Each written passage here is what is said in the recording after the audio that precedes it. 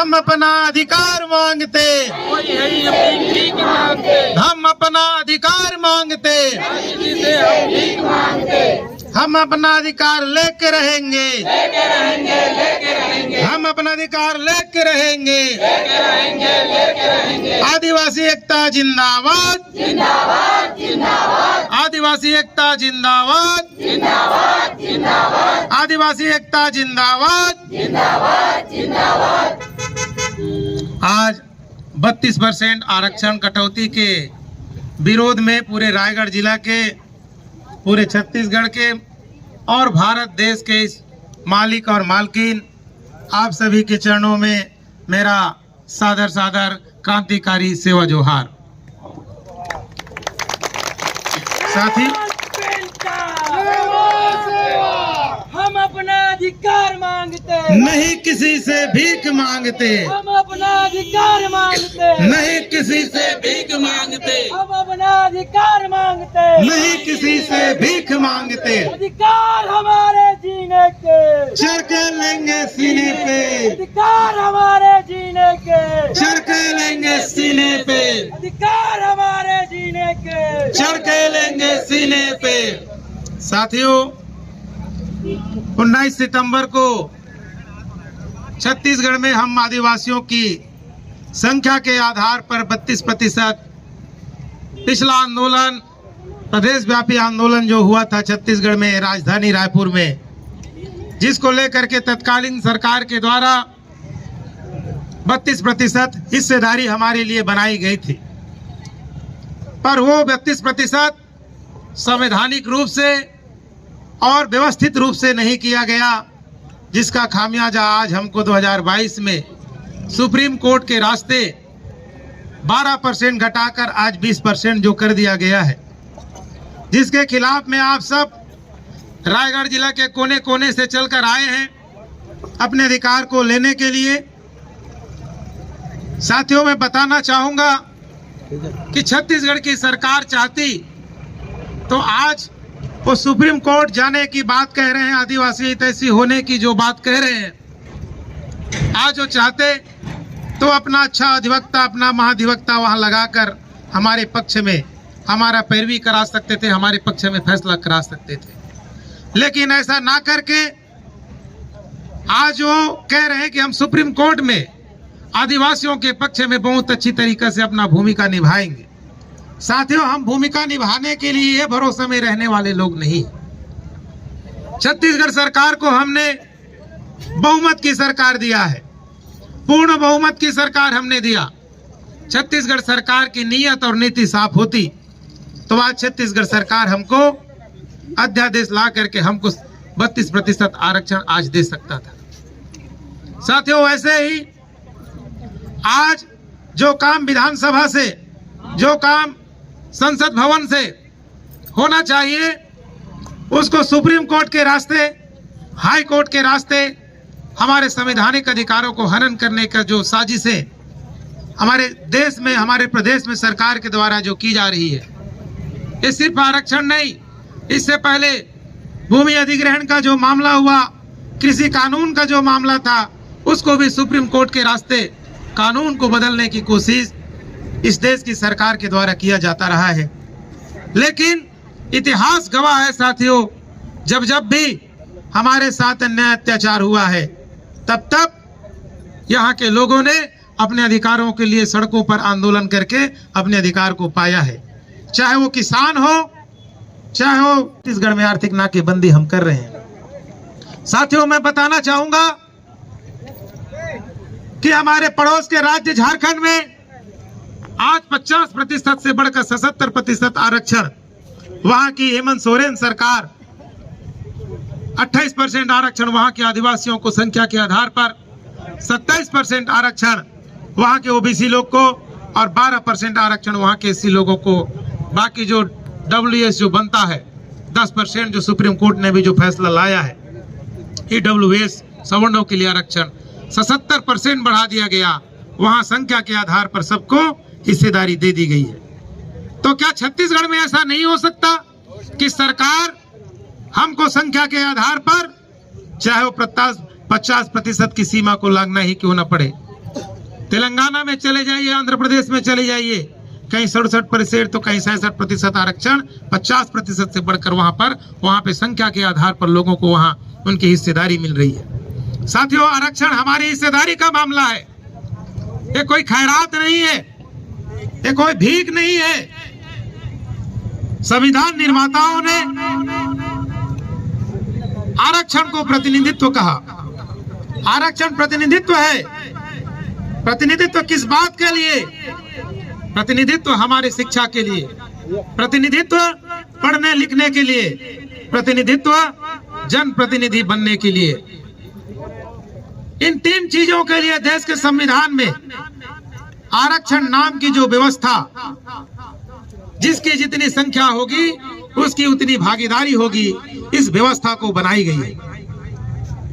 आज वर्तमान सरकार अध्यादेश ना ला करके हमको सुप्रीम कोर्ट में यह आश्वासन देने की बात कह रहे हैं कि हम आदिवासियों के हितैषी हैं, उनके पक्ष में हम खड़े होंगे। आप सचमुच आदिवासियों के हितैषी हैं तो 50% के हिसाब से ही हमको 32% आरक्षण दे के दीजिए, तब हम मानेंगे कि आप हमारे हितैषी हैं। साथियों, ये हमारा संवैधानिक अधिकार है। आज हमको सड़कों पर उतरने की जरूरत क्यों पड़ी? हमको अपना काम, अपना खेती बाड़ी छोड़ करके आज दिन भर हम यहाँ रायगढ़ में अपने अधिकार को लेकर के यहाँ पर आज आर्थिक नाकेबंदी कर रहे हैं। हमें शौक नहीं चढ़ा है कि छत्तीसगढ़ की राजस्व की आय की जो क्षमता है उसको हम घटाएं। उसका नुकसान तो हमको भी झेलना पड़ेगा, क्योंकि हमारे खून पसीने से, हमारी मेहनत से ये सरकारें चलती है। और जिनको हमने चुन करके भेजा है, छत्तीसगढ़ में 29 विधायक हैं, आदिवासियों की आरक्षित सीट है। 29 विधायक में 27 विधायक हमने सत्ता पक्ष को दिया, 2 विधायक हमने विपक्ष को दिया। आज वो विधायक ही हमारे अधिकारों को लेकर के विधानसभा में अपना मुंह खोलते तो अगले ही दिन छत्तीसगढ़ की सरकार को घुटने टेकने पड़ जाते, और उसके अगले दिन छत्तीसगढ़ सरकार को अध्यादेश ला करके, जैसे झारखंड में वहां की सरकार ने, वहां तो आंदोलन भी नहीं हुआ, फिर भी वहां की सरकार ने वहां के लोगों के लिए उनका संख्या के आधार पर उनको अधिकार दे दिया, क्योंकि वहां की सरकार की नीयत और नीति वहां के आदिवासियों के लिए, वहां के ओबीसी लोगों के लिए, वहां के एससी लोगों के लिए, वहां के सवर्णों के लिए है। ये घटाने बढ़ाने का काम यहाँ पर जो हो रहा है, तो इस साजिश को हमको समझना है। साथियों, हमारे हितैषी बनने का काम हर चुनाव के पहले हम आदिवासियों को, आदिवासी बहुल्य प्रदेश है छत्तीसगढ़, धन धान्य से, खनिज से, वन संपदा से भरा पड़ा प्रदेश है।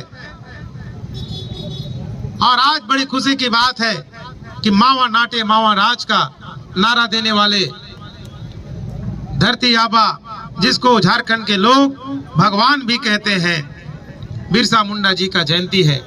उनके चरणों में मैं सत सत नमन, सेवा जोहार, क्रांतिकारी सेवा जोहार अर्पित करता हूं।